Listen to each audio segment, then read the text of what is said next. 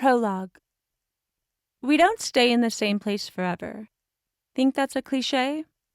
Listen, things only become cliches because of the truth that resides in their core.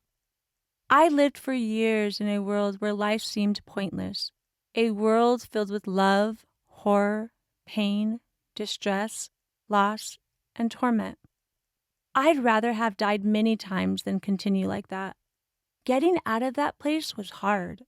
It took constant patience, love, faith, belief, and courage. Sometimes there seemed to be no light at the end of the tunnel, but once I lit a match, kept looking forward, and resolved to never give up, no matter what, time did pass.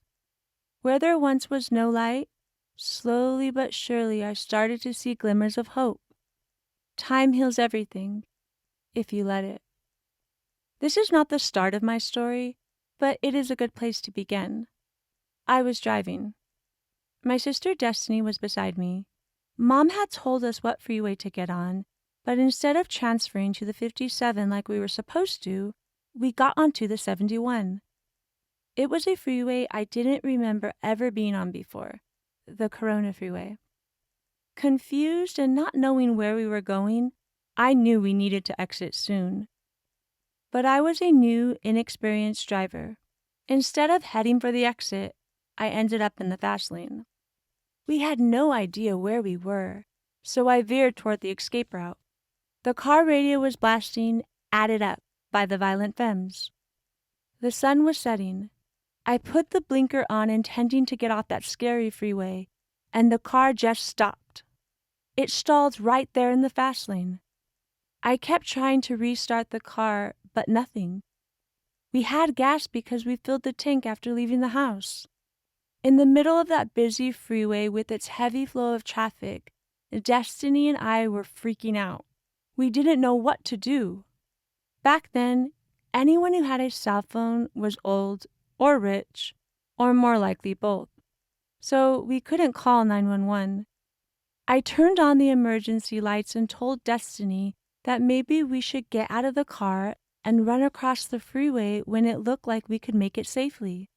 But when would that be? Too many cars were out there, and all of them raced by. The odds didn't look good, but staying where we were wasn't an option. Plan B was to hope some nice person would stop to help us. What actually happened was that these young guys slowed down as they drove past us, but instead of offering to help, they laughed, yelled, and pointed at us like they found the whole situation funny. How could anybody think the mess we were in was funny?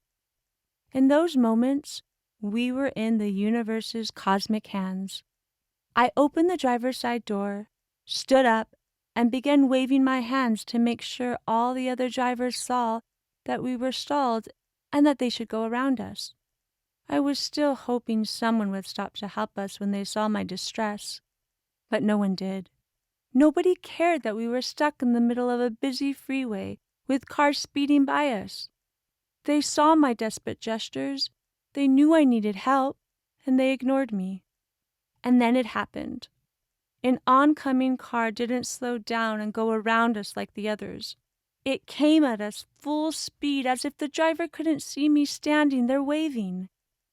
I have the vaguest memory of my sister shouting at me to get back in the car.